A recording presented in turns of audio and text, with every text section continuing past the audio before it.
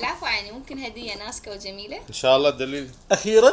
اخيرا حسيت عندك زوج وراح تشتري لي هديه. انا اشكرك. وانت منو قال لك الهدية إلك؟ يا اخي منو قال لك الهديه الك؟ انت مكيف فشلتنا قبل. لا صدق الهدية مو إلك، الهدية شخص عزيز علي. على الخير صاحبتي.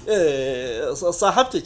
لا عيني، الهدية لماما بمناسبة عيد المرأة. وماما شنو علاقتها بعيد المراه؟ شلون شنو علاقتها؟ غير ماما مرأة فاصوليا ومرأة بامية. زين قلت امك مو اسمها صلاح؟ لا عيني، ماما اسمها نازك. نازك. نازك راس الشارع. وبعدين؟ يا اخي بعدين كافي فشلتك ساعة تحكي لك حكايه مو حلوه. عيب. زين هذا عيد المرأة منين؟ انا اول مرة اسمع بيه. طبعا ما تسمع بي، لان انت انسان مو مثقف وانطوائي. انطوائي؟ شنو من زوجة يطق؟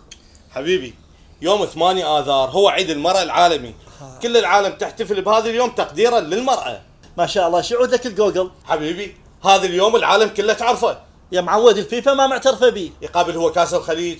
عيني، المرأة لو تحتفل بها السنة كلها ما توفي بحقها. اشحال يوم واحد. والمرأة نصف المجتمع وفضلها على الحياة كلها. هي الأم، هي الزوجة، هي الأخت، هي الحبيبة، هي الكبل. هو وين الكبل؟ صار لها يومين ما بخابره.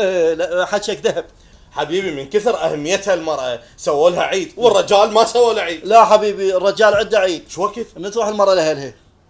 عفوك منا اخويا، شوف لي هدية لماما مرتبة. اي لغم ارضي ورمانه هجوميه ودفن على السريع رحمه والديك. وشون يعني وبعدين؟ للطب العدل ان شاء الله. اختي ليش ما نعطيه ساعة وعطر نفس الماركة؟ لا اخوي عوف العطر، طيها بس الساعه. وش معنى بس الساعة؟ بلكي تموت بساعتها. وبعدين؟ كافي كل ساعه ترزله، كافي عوفي مضغوط. اختي ليش ما انطيش هاي الهدية على ذوقي للوالدة، وتحياتي لها وكل عام ونساء العالم بألف خير. وانت محمد ما تشتري لي هدية بعيد المرأة؟ لا والله عيني انا ما اعترف بهذا العيد الا اشوف الهلال.